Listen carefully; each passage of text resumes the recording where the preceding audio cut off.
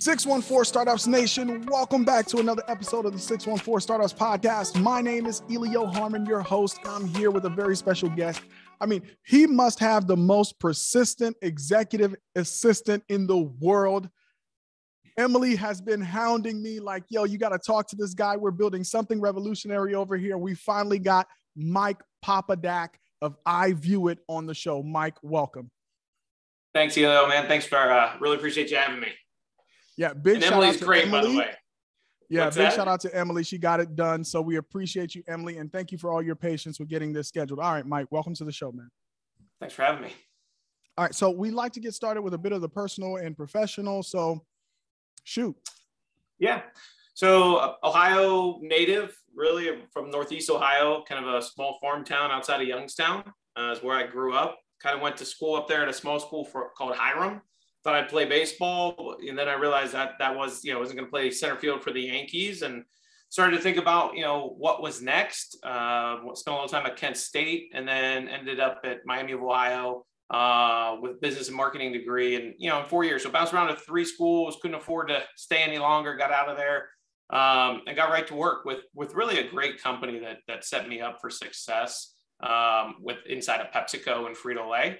For about 10 and a half years, I did all kinds of stuff with them, from, a district manager to logistics and out of Plano, Texas, to then getting on the account side, calling on large brands like Kroger, Walmart, Giant Eagle, et cetera.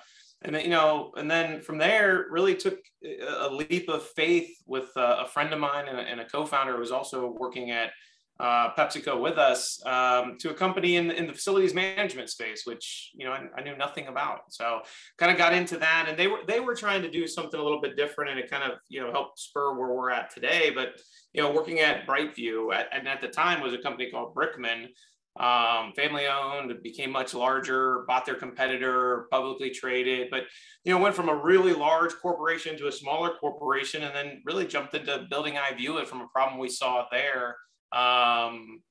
So Center field for the Yankees. Do you have an arm? Can you throw it from all the way center field to home plate?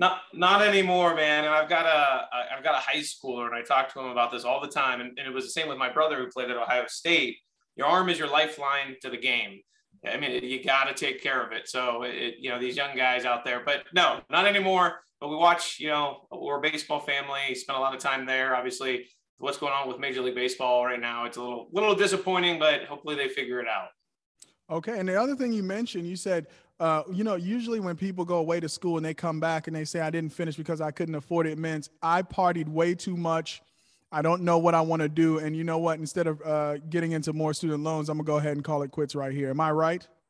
There's a little bit of both of that. I mean, I pride myself on, hard work, and that's the Jeter quote behind me. And I was paying for it myself. And yeah, I partied as well, but I also worked 2 jobs. One of them, I'd drive into Cincinnati and help cater weddings. But by the time I got back, the bar scene was going still. So yeah, it was a lot of fun, but taught me a lot about hard work, a lot about just, how to, take care of the things that you need to. And I knew I needed a good education. I learned a lot there, met a lot of great people. It helped, like I said, get me my first job at PepsiCo. And really that was a foundation for me as in my career, is that organization puts so much on you early, surrounds you with leaders, focuses on training. And I think that's key. I mean, even, as you're building a startup and building a company, you got to train your people. You got to train them well. PepsiCo did that for me. I was able to carry that. And I was always surrounded by great mentors. I talked to one of my best mentors just yesterday. He's long time retired, but it was one of the learnings as I got into, my own business, is you still got to surround yourself with people. If you're the guy, that's great. And then, my co-founder is great, but you got to still stay connected and keep learning. But everybody's also looking to you for all the answers. So, it's something that, building that network, I think for entrepreneurs, business owners, is critical. That's great, man. And that's my story. So I usually project. I try to make it everybody else's story because that's my story. So hey, Yeah. I appreciate you sharing a bit about your background. Now, why did you want to start a business in an area you had no experience in? And it's not like it's sexy, right? It's not like robotics or something awesome, right? No, I'm just kidding. Yes. I mean, why facilities management? Because I know facilities management matters. But it's Yep. one of those things that's out of sight, out of mind. We just know when a facility is well taken care of, but we don't realize what goes into it. So why facilities management?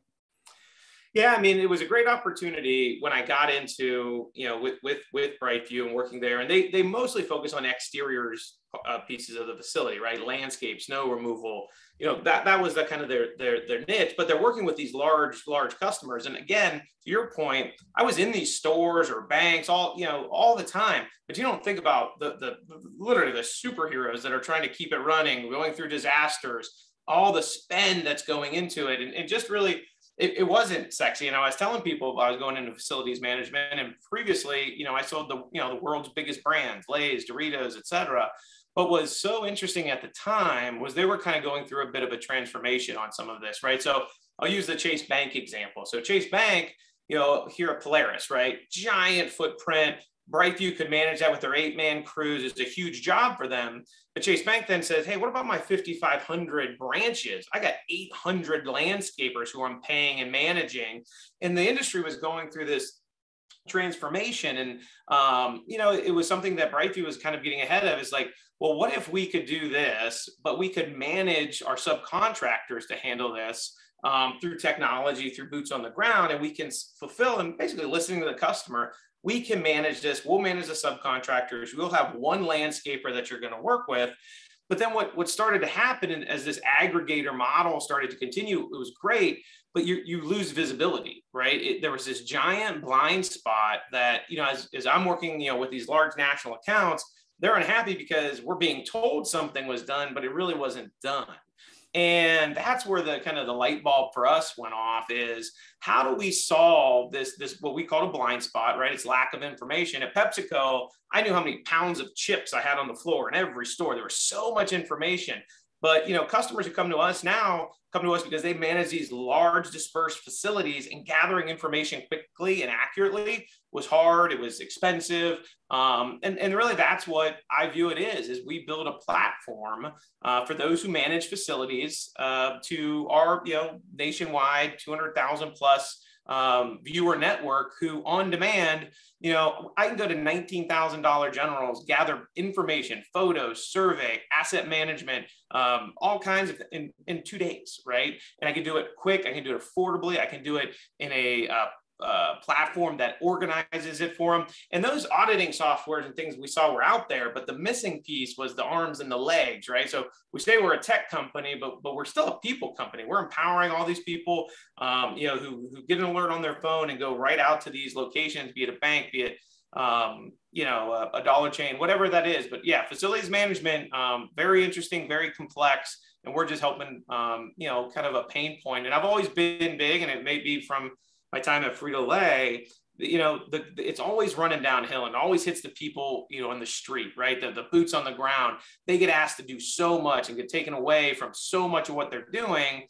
And that's what we had. We had quality control guys, trained landscape architects and F-250s driving around doing quality control. And we just knew there was a better way to do it. So. Yeah. Okay. So I said facilities management was not sexy until you started explaining the problem to me, and you started talking about your customers and how much real estate they're managing. So, I mean, the assumption would be, hey, if there's a crew out there in Des Moines, Iowa, mowing a Chase lot, and the Chase branch manager is not happy, what you're saying is that before this innovation, unless Chase had somebody on a facilities management team in Des Moines that can go out and have a conversation with them, they are managing that conversation remotely. So it's basically the branch manager's word against the contracted lawnscaping company. Is that right? Right. And there's so you have the branch manager, the company that's managing it, potentially from afar. And then there's a facility management team who's probably back in headquarters trying to make heads and tails of this. Right. And someone at Bank of America, she told me this all the time, is like, if you don't show me what you did, I'll tell you what you didn't do. So she would come, imagine that scenario. Someone comes to us and say, hey, this this branch is a mess. Well, I don't have a photo of it. I don't know what's going on. I'm just being told, so I have to react because that's my contract. And that would happen with large, retailers. They say the whole state of Texas is a disaster.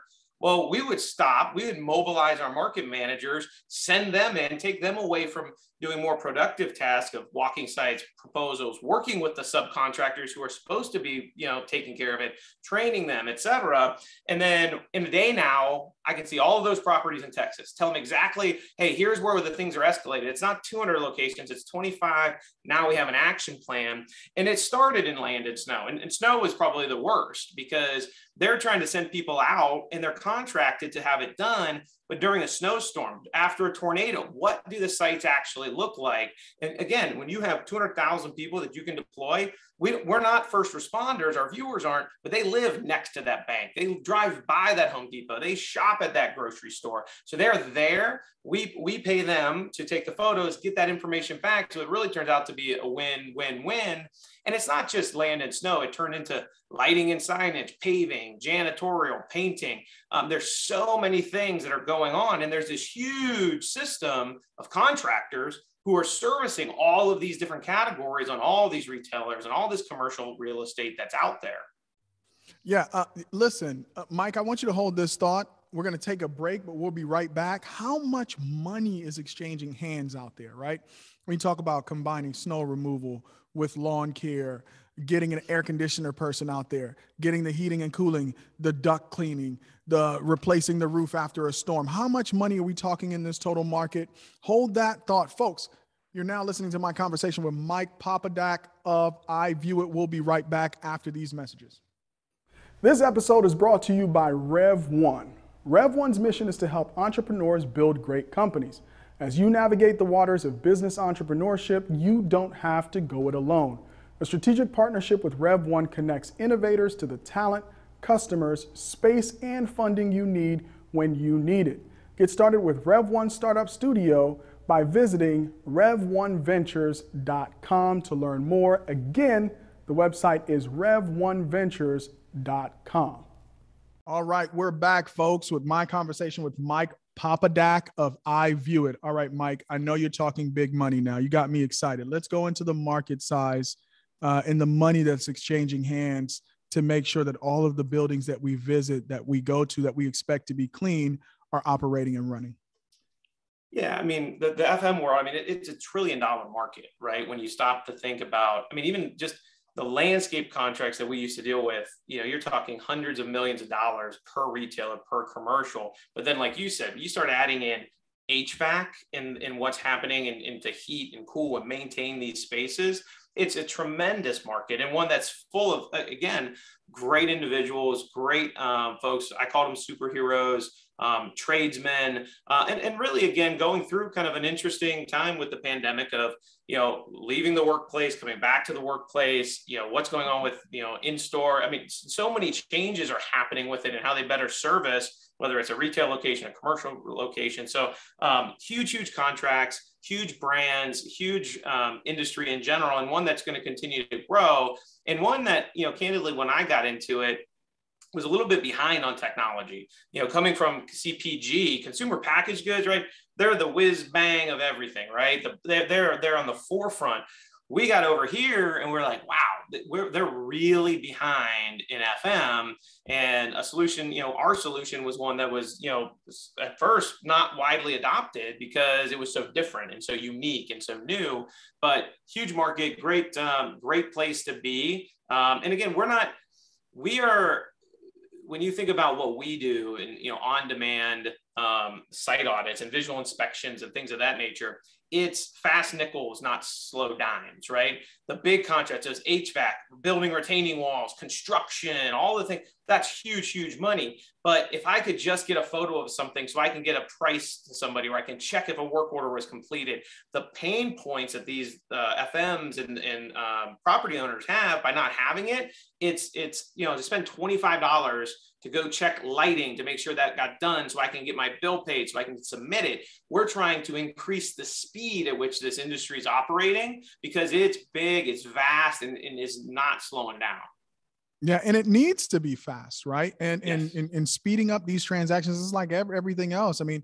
Yeah, I get my, Cash App. We can exchange cash in a flash, right? Why not verifying that work is done and doing it at that speed as well, so we could grease the gears of commerce. Okay, so you mentioned something about being behind on technology and adoption. I always like to hear stories of version one.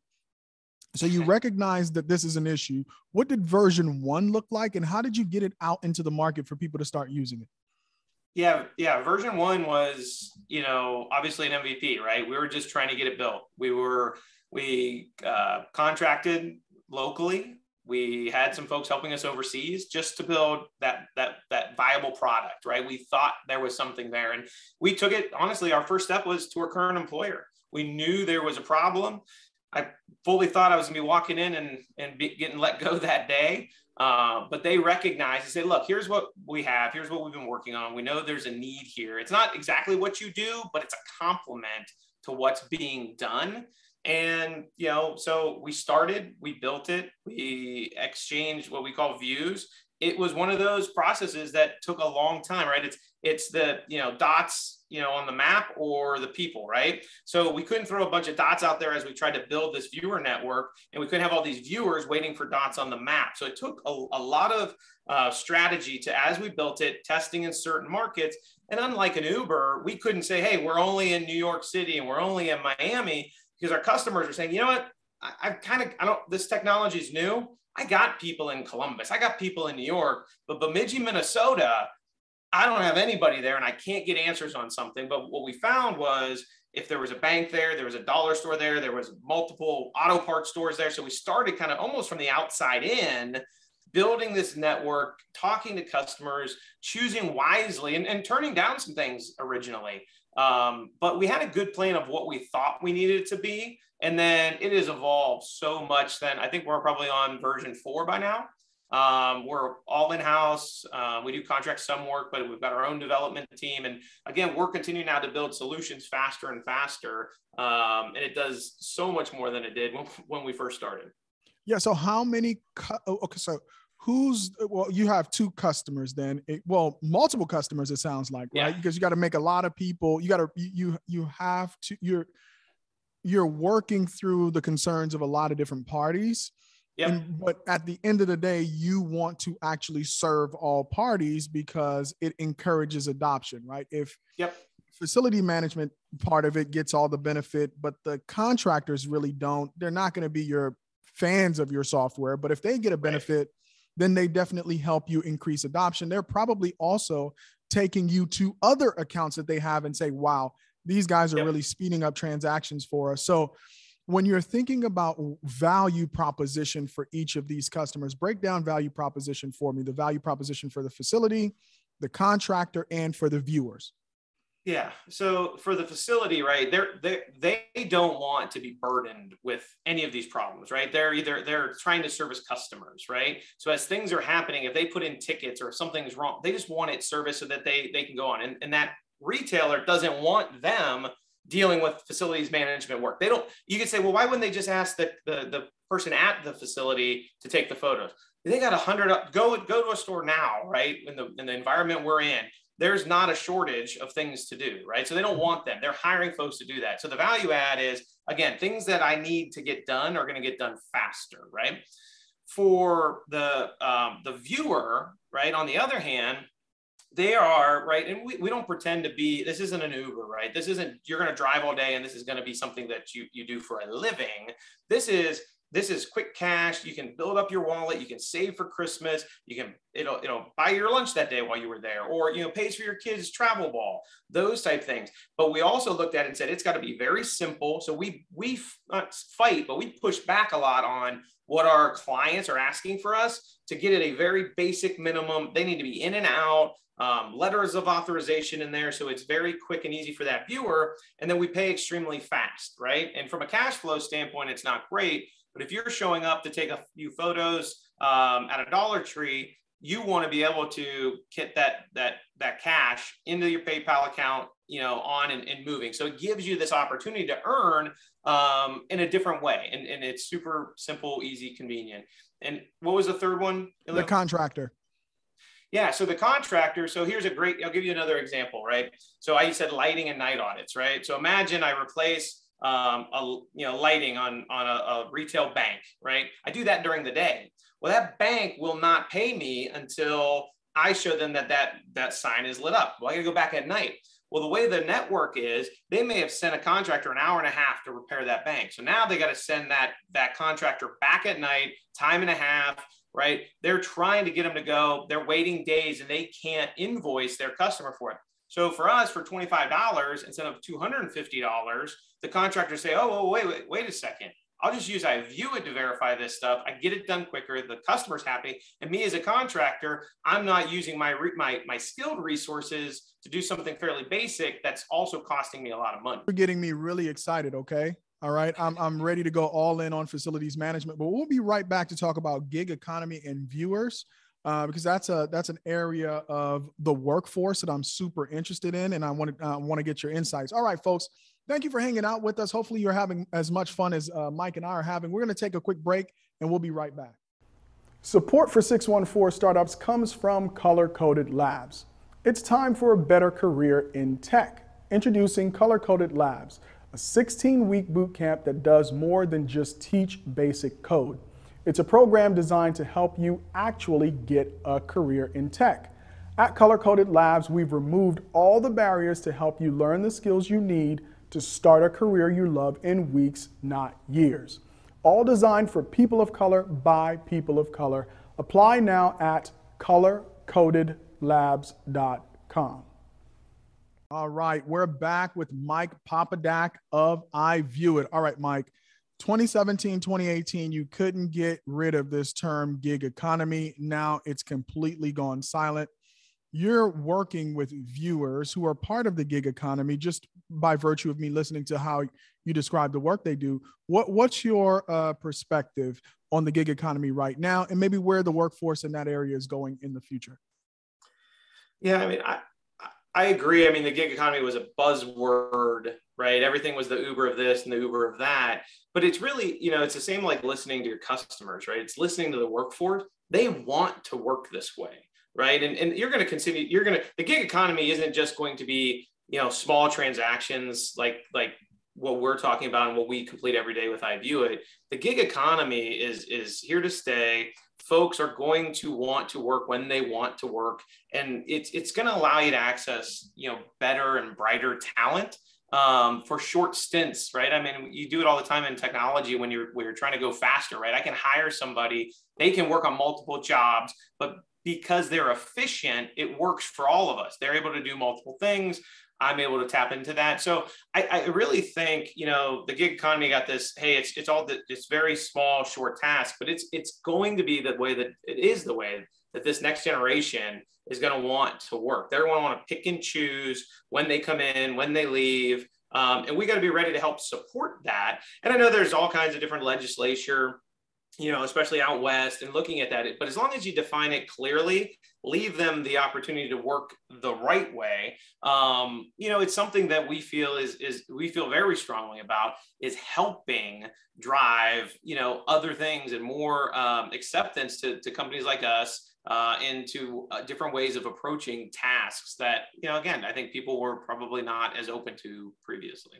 Yeah, I mean, this kind of really sparked the conversation about the gig economy in my head. And I think you make a very good point about the size of the transaction. I think, a drive, a 10-mile drive, maybe you make $15-13 or whatever after they take out fees. What you may also be talking about is a world where more things get gigified, like a lawyer who wants to moonlight and review contracts after they get off their law job. And there's somebody who kind of creates a marketplace for lawyers to review contracts and you could get it for a fraction of a price. Who's to say a lawyer doesn't want to choose that if they want to make a couple extra dollars and pay off some student loan debt? So I get what you're saying about the gig economy. So one of the things you had to tackle, like you said, this was a double-sided thing. You didn't want dots on the map with no viewers, and you didn't want viewers without dots on the map. So how did you go about solving the issue of viewers, getting the word out about this earning potential through iVueit? Yeah, I mean, it's one big way is just staying engaged with that network, right? And you mentioned Emily, she does a great job really from marketing and staying engaged and keeping our viewers understanding what's going on. As we're growing, the more views are coming. We kind of gamify the system as well. So, as you have higher rankings, you get access to higher views, different earning potentials, things of that nature. So, and then we leverage the network themselves, right? So as word grew about iVueit now, and sometimes we'll have viewers, especially in certain territories, like, I'm not telling anybody about this because I want all the views. But when we need people, again, in Broken Arrow, Oklahoma, we're able to tap into that network, and we've got a good understanding of what that network looks like, right? I mean, it's no secret that we can dive into some things on social media and digital and say, okay, this is the picture of a viewer, and we can go attack and advertise and grow that population. And we find a welcoming, and they're there with open arms saying, and I wish I'd known about this. Now we do have to hold them accountable, but from a quality control standpoint, we do a lot of this on the back end. So I mentioned, 19,000, views coming through for one customer in a couple of days. There's going to be some things that don't go right. And one of the big things is we QC it, we help escalate it, we push it back to viewers in case, because sometimes they just made a mistake and they didn't mean to make a mistake. So we give them the opportunity to correct it. We don't just rip it out and say, oh, I'm sorry, we're not paying you for that. So we do a lot of job, we understand for us, they're really the lifeblood of this company. So, we try to love them up, and I think they feel a lot of pride. They know that they're helping an industry, and they're helping individuals by supplying this, and we're helping them. And again, during the pandemic, our numbers went through the roof on viewers to the point where we didn't have enough work for them because folks were looking for other ways to make some additional money. And we're proud to say that's not necessarily the case anymore. So, but we retain those folks, we stay interacting with them, and we let them know when new opportunities are coming. And there's a lot of them coming down the pipeline. Yeah. What demographics of your average viewer? What are you seeing? College, two job. What are you seeing? What are some of the data telling you about who the ideal viewer is? We've got, we've got, stay-at-home moms, we've got generals in the military, but generally we skew a little bit higher towards female. We skew a little bit higher towards, that 35 to 45, to be honest. Because it's just from our heavy users, right? There are folks out there who can make quite a bit of money doing this. And then, those that are dropping in, on the app here and there, that's more of the younger demographic right now. But again, for us, it's, it's those folks are available as we need them. But I would say, a little bit, we tend to, look at our the smartphone usage. It's just a little bit over 55% Android versus iOS. So, it's kind of all across the board. So, so we're up against the break. I'm going to give you about a minute and a half. This is a big topic, though. Let's see if we can cover it in a minute and a half. Metadata, right? You're in there solving one problem, but then you're extracting all this other data, right? That you can inform new products, new features, new businesses, and solve new problems. Well, how are you guys thinking about all of the other data that comes along with running where people travel, choosing the right routes? Yep. Is this particular viewer super inefficient with going back and forth to the views? What are you seeing from a metadata perspective that's informing maybe future products or features? So the big thing for us is, how do we own visual inspection services? And there's so many different ways we're capturing data. Asset management's a big one, right? So having, being able to look into your facilities and having a photo book and an understanding of all the information that was in that facility the last time we were there, the next time we're there, requests for proposals, so RFPs. Imagine now, I need to put out a proposal for landscaping on all of my 20,000 locations. Well, what information does iVueit already have? What has changed from the time that we built the store to where it is now? How can we help fuel some of that with information in a data place in a market that says, look, we've got a lot more information here because we're on the ground level. It's not just an aerial. It's not just what's in Google Earth. We've got actual data from the last time we were there and able to store that and rip it out of the system and share. That's great. Mike, thank you so much for sharing that. I think that's a fascinating conversation all into itself, this idea of metadata and it informing decisions about features and future products. All right. Thank you guys so much for hanging in there with us. We're going to take our last break, and then we'll be back with Mike Popadak of iVueit to talk about what's next for him and his company. Support for 614 Startups comes from Hairdrop. Never visit the beauty supply store again. Order your beauty products from the Hairdrop app and have them delivered in an hour or less. Hairdrop is like DoorDash for beauty products. Get your hair care, grooming tools, hair extensions, and more when you need them to ensure you look and feel your best at all times. Available for download from both the Apple and Google Play stores. Get a beauty supply store in your pocket by visiting hairdrop.app and have your beauty delivered today. We're back with Mike Popadak of iVueit. Mike, what's next for you and your company? Yeah, I mean, you heard me say the word a couple of times, visual inspection services, right? It starts just with a smartphone, but we're starting to fly drones. We're starting to look across a whole lot of other things, measurements, augmented reality, 360 video, all of those things are kind of on the docket for our product. And also, we're starting to go into different segments, right? So we call them verticals. It started in facilities and property management, but the residential space, working with municipalities, we're going to 33,000 parcels in a municipality to help them because they need more information than just a photo. They need someone to take down the information for insurance purposes, all of the things like that. So there's a couple of verticals we're being very strategic about as we grow. And then really it's then scaling the business. As from the time we put this together to where we are now to where we're going to be, we've got a core group of great employees and they, many of them handpicked and they do a great job. And, now how do we get to that next level of hiring? We're currently looking for more developers and sales reps and operators. And, it's I don't want to say a scary, hurdle, but it's, you start to lose separation in that grasp on what was a small business becoming a very big business. But I think if we focus on, the things that make us good, help by, like helping with our employees who then make us great, finding those people, instilling the work ethic and the values that we have, and really listening to the customer. I mean, everything that we've done and that we've been successful with is listening to them, building the products that they want, and then doing our best to make sure that they're extremely happy with it. So I think, for us, there's a lot, and we're going to go very fast, and we got to do it with the right people. Matt, my co-founder, and I think we've got that good base now and really good product, and we're surrounding ourselves with better and better people.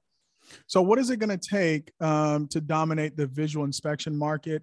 Are you going to need to raise a round of funding? I mean, is the business model clicking to this point where you're like, man, we're going to bootstrap, we're going to stay self-funded for a while here as we scale this thing up? What is it really going to take, right, for you guys to conquer this market?